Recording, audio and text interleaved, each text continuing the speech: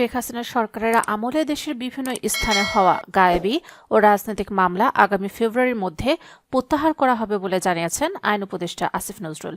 তিনি বলেছেন, আওয়ামী লীগ সরকারের আমলে দেশের ২৫টি জেলায় ২৫০০ রাজনৈতিক ও হয়রানিমূলক ও গায়েবী মামলা চিহ্নিত করা হয়েছে।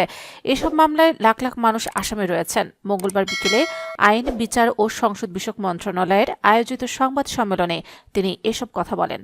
সাইবার সিকিউরিটি আইনের অধীনে সারা দেশে যত মামলা রয়েছে সব প্রত্যাহার করা হবে জানিয়ে আসিফ নজরুল বলেন, আগামী ৭ দিনের মধ্যে এসব মামলা প্রত্যাহারের উদ্যোগ নেওয়া হবে। একই সঙ্গে এই সাইবার সিকিউরিটি আইন সংস্কারের উদ্যোগ নেওয়া হয়েছে। তথ্য প্রযুক্তি মন্ত্রণালয় এ নিয়ে কাজ করছে। অন্যদিকে উচ্চ আদালতের বিচারক নিয়োগের অধ্যাদেশ জারি করা হয়েছে। এর আওতায় বিচারপতি নিয়োগে প্রধান বিচারপতিকে প্রধান করে ৬ সদস্যের সুপ্রিম জুডিশিয়াল অ্যাপয়েন্টমেন্ট কাউন্সিল গঠন করা হবে বলেও জানান আইন উপদেষ্টা। আসিফ নজরুল বলেন, জুলাই-আগস্ট আন্দোলনকে কেন্দ্র করে গণহত্যার বিচার এবং আগামী নির্বাচন আয়োজন সাংঘর্ষিক বিষয় হবে না। বিচার কাজের জন্য প্রয়োজনে দ্বিতীয় ট্রাইব্যুনাল গঠন করা হবে। আসিফ নজরুল আরও বলেন, সংবিধানের সঙ্গে সাংঘর্ষিক হয় এমন কোনো বিষয় অন্তর্বর্তী সরকার সংস্কারের উদ্যোগ নেবে না।